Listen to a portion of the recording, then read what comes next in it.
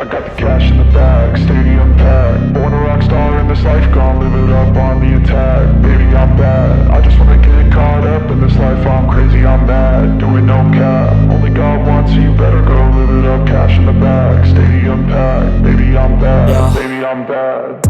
I just wanna stay bad, stay mad. Chip on my shoulder cause they treat me like an outcast. I ain't gonna take that, stay back. I'll be swinging hard till the hits come in all caps. I ain't gonna lay back, pray that someone's gonna help me. Ain't nobody like that. I ain't gonna wait, that's all fact. Give me one shot and I'll never get the throne back. I'm sick of being cautious, I'ma go cause something, can't stop this. I'ma steal everybody's lane, call it shoplift. Sick of hearing everyone complain when they thoughtless.